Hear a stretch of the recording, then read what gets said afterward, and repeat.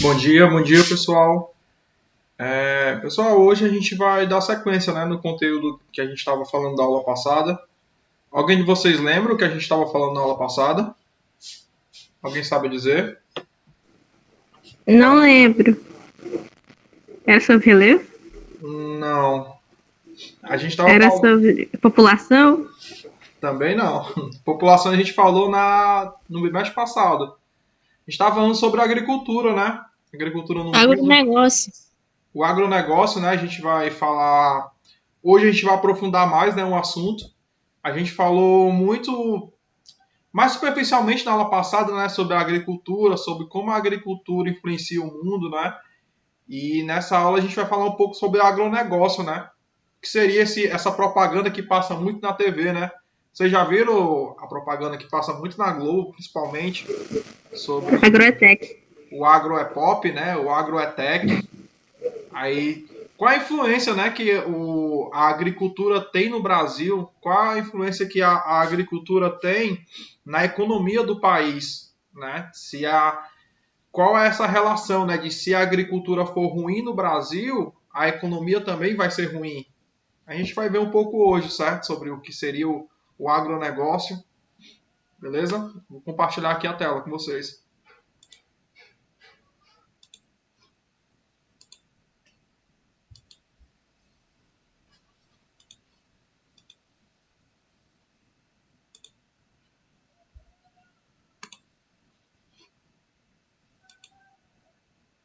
Vocês conseguem ver a tela? Dá pra ver. Pronto. Aí, na aula passada a gente estava falando muito sobre mecanização do campo, né? De como a agricultura vai se favorecer dessas áreas que são mais planas, né? Que tem um relevo mais plano. De um tipo de agricultura que é a monocultura, né? Que é uma agricultura apenas de um produto só. Aqui, né? Nessa foto aqui, que foi a última que a gente viu na aula passada, a gente está vendo aqui que é uma agricultura super tecnológica, né? Está vendo aqui que tem poucas pessoas trabalhando nessa colheita. A gente vê que aqui tem duas pessoas colhendo aqui, que estão guiando, né, que estão dirigindo o trator, e elas estão fazendo o trabalho aqui que provavelmente 50 a 100 pessoas fariam, né? Há 20, 30 anos atrás, não existiam essas colheitadeiras aqui de algodão. Não era tão mecanizado o campo, certo? Aí na aula de hoje a gente vai ver um pouco a mais, né, sobre essa mecanização do campo, a diferença, né, de uma agricultura mais industrial, uma agricultura mais tecnológica, para a agricultura que a gente vê normalmente, né, que é a agricultura mais rural, que é a agricultura familiar, beleza? Aí, pessoal, a gente vai ver sobre agroindústrias e agronegócio, certo? As atividades agropecuárias vêm se mantendo cada vez mais integradas com a indústria, certo? Então, o campo e a indústria estão cada vez mais juntas, certo? Cada vez mais o campo se aproxima muito da indústria. Vai facilitar muito para a indústria, vai facilitar muito para o campo, certo? Mas por quê? Por que esses dois estão se aproximando cada vez mais? Ó? Por que a concentração de indústrias está ficando cada vez mais próximo da área da produção agrícola? Certo? Por que as usinas de cana-de-açúcar estão cada vez mais próximo das plantações de cana-de-açúcar? Certo? A gente chama isso de agroindústria, certo? É quando a indústria está próxima da matéria-prima, certo? Por exemplo, aqui na usina, né, na produção de açúcar, a indústria já fica bem próximo da cana, né? Fica bem próximo da matéria-prima, porque vai facilitar na parte do transporte, vai facilitar muito na transformação dessa cana-de-açúcar no produto final, né? Pode transformar ou na cachaça ou no açúcar mesmo em si, certo? Em diversos tipos de açúcar. Ó, aqui é um exemplo, ó. Tem a plantação, né, da cana-de-açúcar, e ao lado, ó, a gente já consegue ver a indústria, né? A gente já consegue ver aqui essa indústria de transformação. Aqui eu acredito que eles estão fazendo açúcar, se eu não me engano. Ou açúcar, ou rapadura. Não sei se vocês se tem algum parente de vocês que tem uma casa de farinha, uma casa que faz rapadura, o quintal da casa de algum parente de vocês, eles ficam bem próximos ali, não chega a ser uma agroindústria, certo? Porque é em pequena escala, mas é uma simulação até um pouco mais fiel, né? Mas ali não chega a ser uma indústria. É apenas um produtor, né, que está transformando a cana-de-açúcar ou em rapadura ou em açúcar, certo? Mas a agroindústria é em grande escala. Ó. Vocês estão vendo aqui que é uma empresa até de médio porte, né? Que está próximo da colheita, da plantação. O agronegócio ele tem se intensificado pela concentração da propriedade rural, certo? Então, o que seria essa concentração? São poucas pessoas que têm grandes extensões de terra, certo? Tem grandes extensões para ter essa concentração na sua plantação, certo? Um exemplo são grandes agricultores de soja, né? Grandes agricultores de milho, são pessoas que têm uma grande extensão de terra e plantam só um tipo de produto, né? Plantam só um tipo de mercadoria, como o algodão, como o milho, como a soja, certo? Aí, essa desigualdade na distribuição de terras vai provocar grandes problemas sociais, né? O primeiro problema deles é o conflito pela posse de terra, certo? Porque aqui no Brasil tem uma grande diferença, tem uma grande desigualdade entre propriedades de terra, certo? Tem poucas pessoas que têm uma grande extensão de terra aqui no Brasil e muita gente não tem onde morar, né? Muita gente não tem essa propriedade de terra, não tem um hectare que você consiga plantar, certo? É por isso que existe um movimento sem terra, né? O movimento sem terra nada mais é do que a busca de pessoas para tentar viver, né? Tentar ter o seu plantio, ter a sua colheita, certo? A exploração de mão de obras, ó, com baixíssimos salários, certo?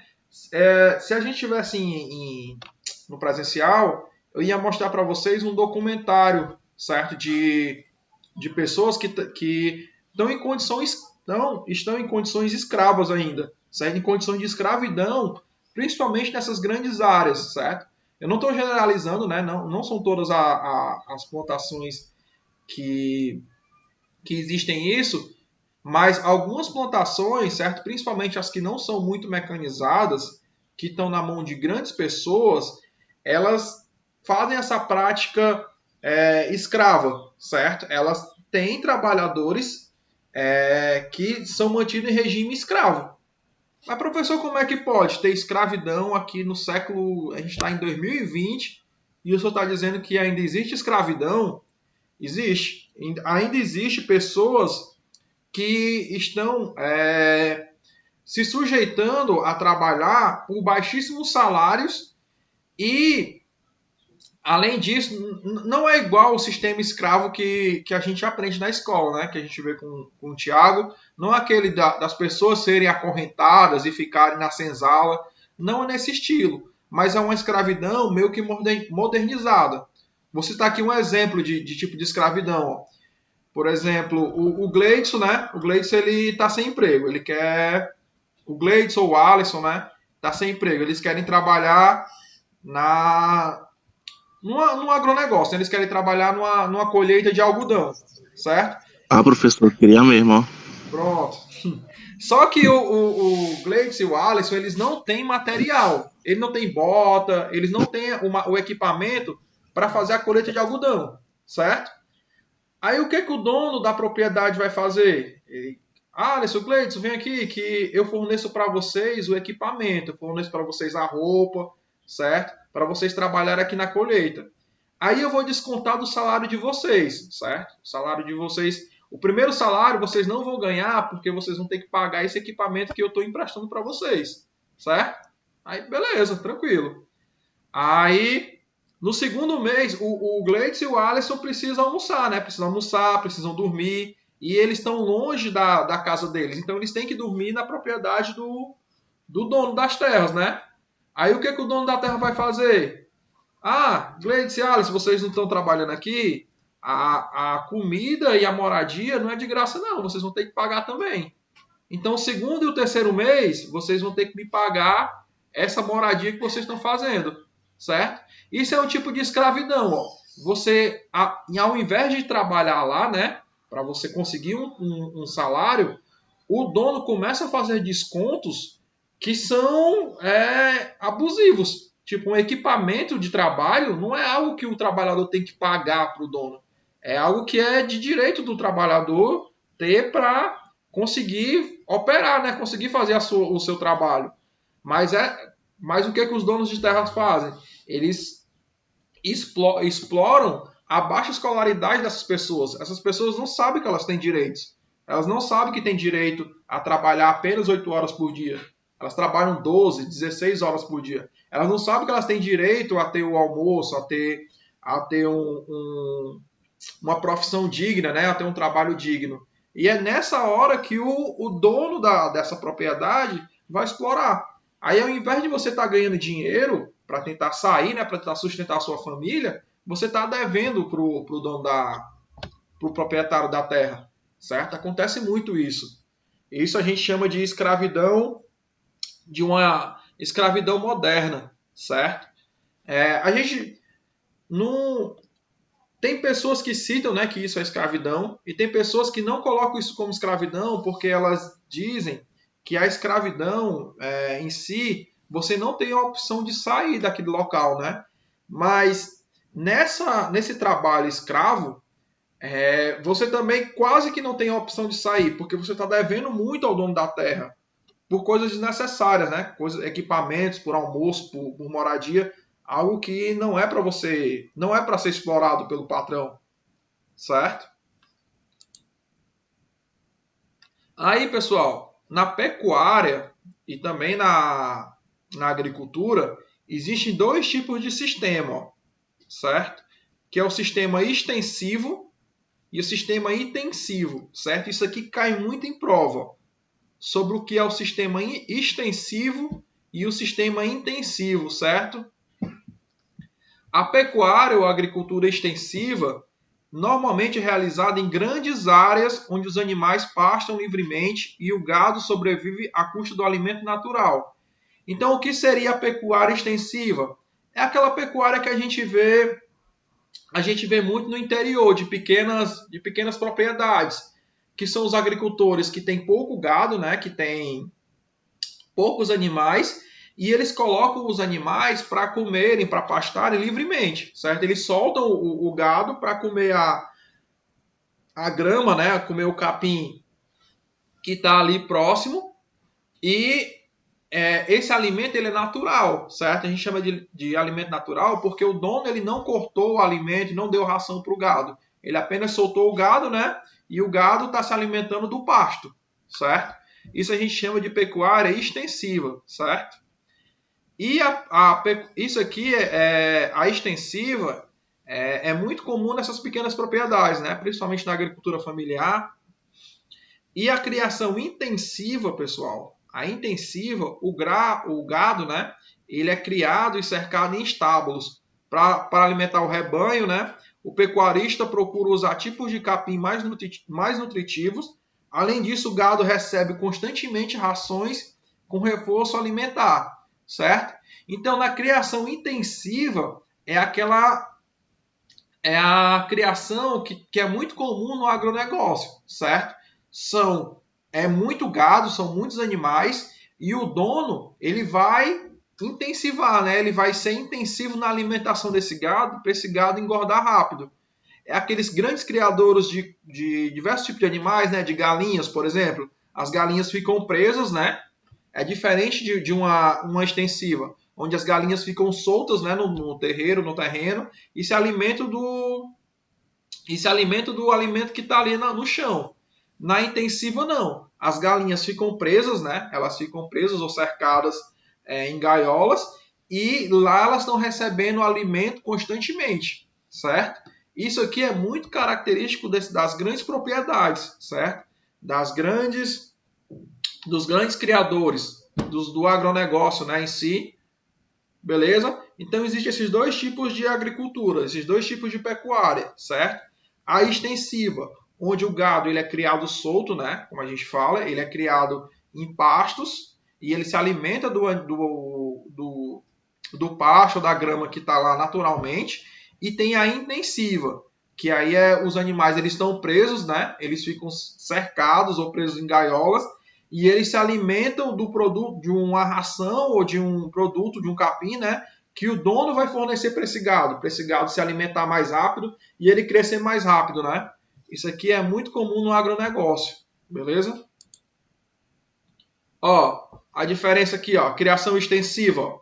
Você está vendo aqui que o gado ele tá sendo criado solto, né?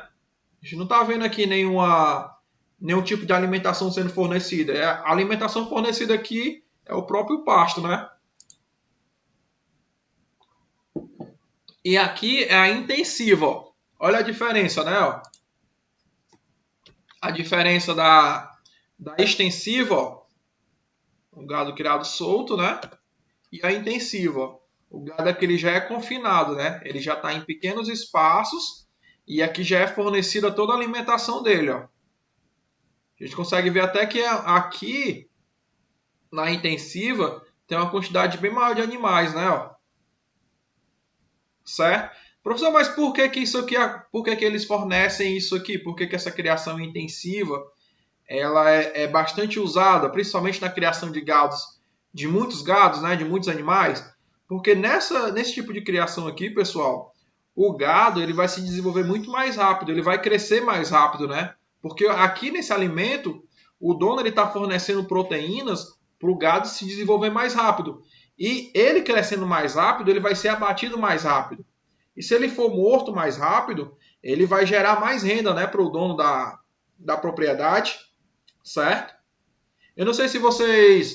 Até a mãe da gente, a avó da gente fala, né? Tipo, esse frango aqui ele tá muito grande. Parece que esse frango aqui ele tomou hormônio, né? Não sei se vocês já ouviram falar disso, que um frango que a gente compra no supermercado, ele é muito maior do que um frango que a gente cria em casa, né? Por que vocês acham que isso acontece? Por que vocês acham que esse frango do supermercado ele é bem maior do que o frango que a gente cria no quintal da gente? O que vocês acham que acontece? Alguém sabe dizer? Vocês já perceberam essa diferença? É por causa da alimentação deles, né? A alimentação vai influenciar muito, né? E a gente consegue até, não sei se vocês, a grande maioria eu acredito de vocês que não gostam, né, de comer galinha caipira, mas quem já comeu galinha caipira pode ver que a carne ela é um pouco mais dura, né, do que a carne do frango do supermercado. A carne e ela é um pouco mais magra. Alguém já percebeu isso quando Roberto? Teve até uma reportagem aí que fizeram dizendo que as crianças estavam se desenvolvendo mais rápido por causa do hormônio nos frangos. Do hormônio do frango, né? Isso. Eu não sei se eu acho que a Dailana já falou para vocês sobre ecossistema e sobre tipos de energia. Por exemplo, a gente não come o capim, né? A gente não come o capim em si, mas a gente se alimenta da energia do capim. Por quê? Porque o boi comeu o capim, né? E aquele capim se tornou em energia do boi e a gente está comendo a carne do boi, né? Então, por a gente comer a carne do boi, a gente indiretamente está comendo o que o boi comeu também. O capim. Isso são as etapas de energia. Eu acho que se a Adriana não falou com vocês, ela ainda vai falar sobre o ciclo de energia. A gente não come o capim, mas a gente come o animal, a carne do animal que se alimentou do capim. Então, a energia do capim, indiretamente, a gente vai absorver também. E é a mesma coisa com a alimentação das galinhas, né? Se a galinha come muito hormônio, a gente indiretamente está comendo esse hormônio também, porque essa energia, esse alimento que a galinha comeu, faz parte dela, certo? E por fazer parte dela, a gente indiretamente está comendo isso. Acontece muito. Por que a gente não come um peixe de um rio que está poluído, de uma lagoa que está poluído? Não é para comer, né? Não sei se alguns de vocês comem, mas não é para comer. Por exemplo, essa lagoa que tem no Jabuti, essa lagoa ela é poluída, né? Então, não é aconselhável você comer o peixe que está nessa lagoa. Eu nem sei se tem peixe lá, né? Por ser tão poluído. Por que não é aconselhável você comer o peixe dessa lagoa? Porque o peixe está se alimentando de um micro-organismo, ele está se alimentando de. O alimento daquele peixe é um alimento contaminado. No momento que o peixe comer aquele alimento contaminado, aquela energia, né, aquele alimento vai fazer parte do peixe para o crescimento dele. E a gente comendo esse peixe, esse alimento contaminado, a gente está comendo indiretamente, certo? Esse alimento contaminado vai fazer parte da gente, certo? Por isso que não é aconselhável você comer peixes ou animais de convívio de áreas contaminadas, certo? De áreas onde tem muito lixo, certo? A diferença da galinha, né, do supermercado e da galinha que a gente cria aqui no terreno é esse. A galinha do supermercado, o frango, né, ele se alimentou a vida toda de hormônios ou de um produto mais nutritivo do que a galinha que a gente cria no terreno. E um outro motivo da carne, né, ser mais macia do que a galinha do terreno é porque essas galinhas que são criadas, elas não se movimentam, certo? Elas passam a vida toda engaioladas e isso faz com que a carne não crie músculo. Por isso que a carne é tão macia. Por que a carne de uma galinha de um terreno ela é mais dura do que a carne de uma galinha de um supermercado? É justamente por isso. Porque a galinha que vive solta, né? Ela está se movimentando. A carne que está nesse frango está criando músculo, né? Ela está. Roberto, Alguém quer falar? eu. Pode falar. A carne do baby boy também é assim, né? Eles são criados pendurados, né? Alguns sim. Até hoje em dia, tem algumas normas que não deixam mais o boi ser criado dessa forma, certo? Mas até um tempo atrás, os bois nem tocar no chão eles tocavam. Eles eram criados, pendurados, para não criar um músculo, para a carne ficar o mais macio possível. Hoje em dia já não pode mais fazer isso, certo? Teve algumas leis de proteção de animais que não deixam mais o boi ser criado dessa forma. Geralmente os bois são criados, esses bois que a gente compra no supermercado, né, a carne do boi, da vaca, eles são criados dessa forma aqui, ó. Mas dessa forma aqui, ó, eles se movimentam bem pouco, né? É bem diferente disso aqui, ó. Aqui eles conseguem se movimentar livremente, né?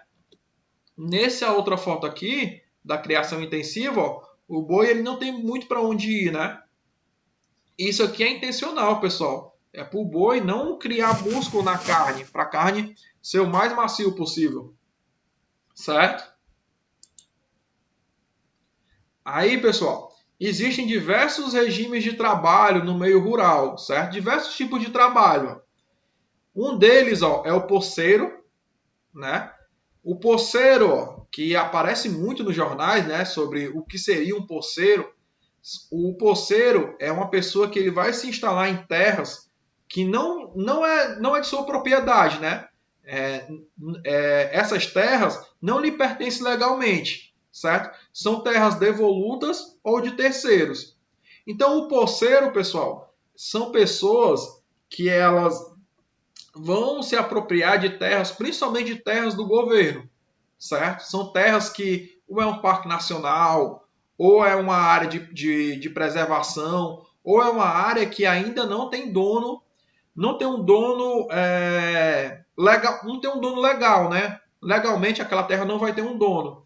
Então o que o poceiro vai fazer? Ó? O poceiro ele vai entrar nessas terras, certo? Ele vai desmatar essa terra, depois ele vai colocar fogo, né? Para eliminar a vegetação que tem nessa terra. E ele vai cercar, ele vai lotear esse terreno como se fosse seu, certo? Professor, mas isso é legal? Isso é uma coisa que está dentro da lei você fazer? Não, certo? Você não pode entrar dentro de um terreno ou que seja de propriedade pública ou particular e lotear aquele terreno como se ele fosse seu. Só que no Brasil, pessoal, o Brasil por ser um país tão extenso, Tem locais, principalmente no norte do Brasil, né, no norte mais precisamente, tem terras que ainda você não sabe quem é o proprietário, certo? Você não sabe quem é o dono. Isso aqui aconteceu muito no passado. Chega uma pessoa, entra naquela área, cerca, pronto, agora esse terreno aqui é meu.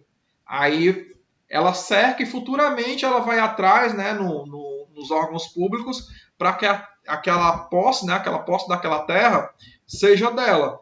Mas isso aqui é caracterizado como um posseiro, né? São pessoas que entram em áreas ou áreas públicas ou áreas particulares, né, que não tem um dono certo ainda, e eles desmatam, né, colocam fogo e loteiam aquela área, certo? O outro, ó, um outro tipo de regime de trabalho é o parceiro, né, que trabalha na terra de outra pessoa em troca de parte da produção, chamado de meieiro, né? É aquilo que eu falei na aula passada para vocês, de uma pessoa que trabalha na terra de. Vamos dizer que o Gleidson é um proprietário de terra, né? É um grande fazendeiro, só que o Gleidson não consegue plantar em toda a sua terra, porque é muito grande, né? Muito extenso. O Gleidson é um grande fazendeiro. Aí o que é que ele vai fazer? Ele pode fazer um acordo com alguém. Ele pode chegar e ele, Roberto, tu quer trabalhar aqui na minha terra? Quer trabalhar na plantação aqui da minha terra? Aí ele vai dar as condições, né? Ó, o que tu plantar aqui no meu terreno, 10% dessa plantação, 10% do que tu plantar é teu. Tu pode fazer o que tu quiser com essa colheita, certo? Isso a gente chama de parceiro, né? Ó, que ele vai trabalhar na terra de outra pessoa em troca de parte da produção, certo? Tem um pequeno proprietário, né? Que é a agricultura familiar, né, que cultiva a sua própria terra para abastecer a sua família. É aquela agricultura que não é para você vender, né, para supermercados, não é para você vender ela é voltada não para lucrar, para você vender esse produto para supermercados, para outras pessoas. Essa cultura, né, esse cultivo é feito para a sua própria família, né? É o que a gente vê geralmente, né, nos quintais de algumas propriedades, de algumas famílias, que elas plantam para abastecer, ou então criam, né, animais, criam uma galinha, criam um bode, criam uma vaca para sustentar a sua própria família. O arrendatário, né, que alugam a terra de alguém pagando em dinheiro. O assalariado, que são as pessoas que moram nas propriedades e trabalham com registro profissional. O assalariado temporário, que são contratados por dia, né, para realizar a tarefa. Tipo, eu preciso arar aquele terreno ali, então eu vou contratar alguém só para arar aquele terreno ali para eu plantar e depois ela está dispensada. E tem os não remunerados, né, que são membros da família, do grupo familiar do trabalhador, que ajudam sem receber salário. Isso aqui acontece muito na agricultura familiar, né?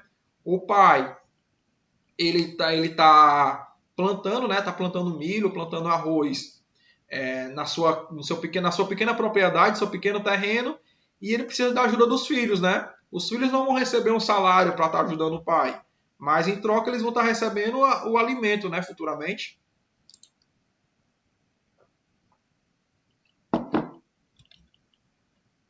Aí, pessoal, a gente vai falar um pouco sobre a agricultura brasileira, né? Sobre qual é a base da agricultura que tem aqui no nosso país, ó, certo? A estrutura fundiária no Brasil, ou seja, a forma como se distribui as terras, né? Porque isso aqui, ó, estrutura fundiária, certo? O que seria uma estrutura fundiária? É só a forma como as terras no Brasil elas são divididas, certo? Como é que essas terras, como é que essas grandes fazendas, elas são divididas entre a população brasileira, certo? Essas terras, ó, elas são extremamente concentradoras, ó, são extremamente concentradas.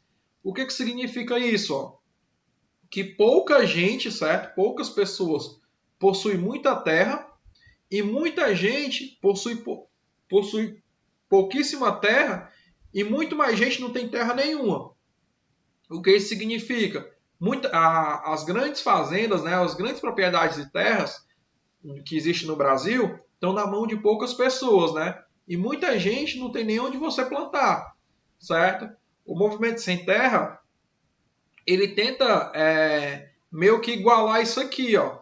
Ele quer que as pessoas que não têm nenhuma terra tenham alguma coisa para plantar, certo? Tenham algum terreno para plantar, para você criar, para você ter a sua criação, certo? Como é que funciona, ó? A gente vendo aqui pelo gráfico, ó. Aqui são o tamanho das propriedades ou imóveis rurais, né? Ó. A gente vê que nos anos 70, ó, a quantidade de pessoas que tinham menos de 10 hectares, ó, para você plantar, era 3%, né? As pessoas que tinham de 10 a 20 hectares para plantar, ó, eram 20%, e a grande maioria, ó, tinha mais de 1.000 hectares para plantar, né? Nos anos 80, ó, a gente vê que essa propriedade aqui está aumentando, ó, certo? Pessoal, esse gráfico aqui, ó, o que ele está mostrando? Ele está mostrando o tamanho das propriedades, certo? O tamanho das propriedades que existiam no Brasil nessas décadas, ó, de 70, 80 até 96, certo? A gente está conseguindo ver aqui, ó, que as propriedades com menos de 10 hectares, ó, ela está meio que diminuindo, né? Ó. Ela caiu de 3% para 2,5%, para 2,6%, deu uma aumentada aqui no 96. E as propriedades maiores, ó, que são as propriedades com mais de 1.000 hectares, ela meio que aumentou, né? Dos anos 70 para os anos 80, ó. Vê que é mais gente com propriedades muito maiores, ó. 43 até 96 ela deu uma diminuída, ó.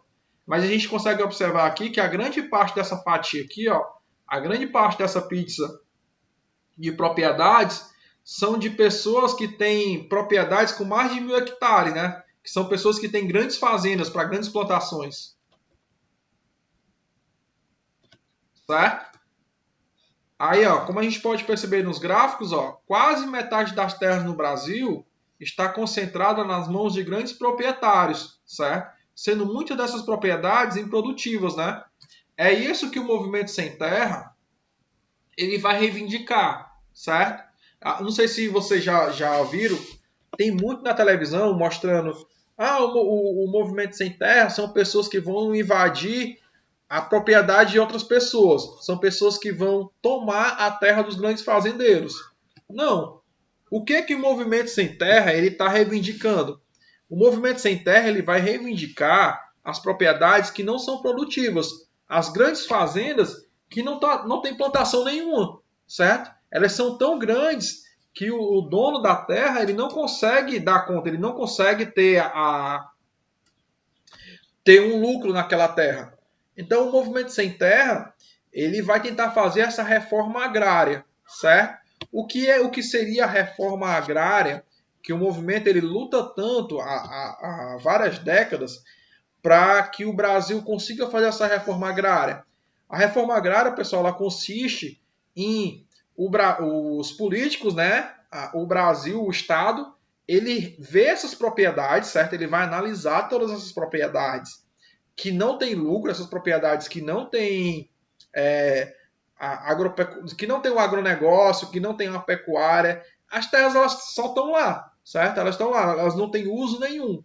Então, a reforma agrária quer que o Estado olhe essas grandes propriedades e quer que o Estado divida isso, certo? O Estado ele pode comprar essas grandes fazendas e dividir para a população que não tem a sua plantação, que não tem a sua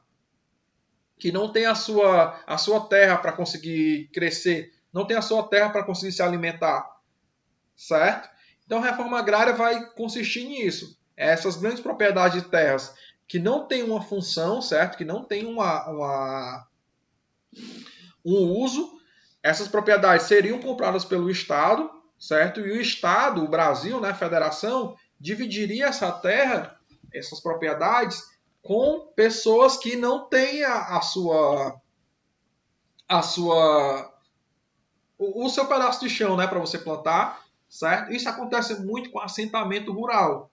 Um assentamento rural vai acontecer a partir disso. Ó. Existem pessoas que estão nesse movimento, né, e não têm onde morar. principalmente no interior do Brasil, né? E eles verificam que essas fazendas não têm uso nenhum.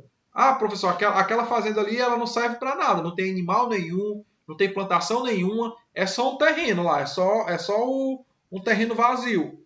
Aí essas pessoas ocupam, certo, essas fazendas, e a partir da ocupação dessas fazendas, elas vão lutar na justiça, certo, para conseguir comprar para conseguir comprar ou fazer com que o governo compre essa fazenda para dar essa propriedade de terra para essas pessoas, certo? Ah, professor, mas se essas pessoas que estão invadindo, né, entre aspas, estão ocupando o terreno de outras pessoas, não seria para vender futuramente? Tipo, eu posso invadir aquele terreno ali, aí eu sei que o governo vai pagar, vai comprar aquele terreno e vai me dar, e eu vou vender futuramente. Eu posso fazer isso? Não.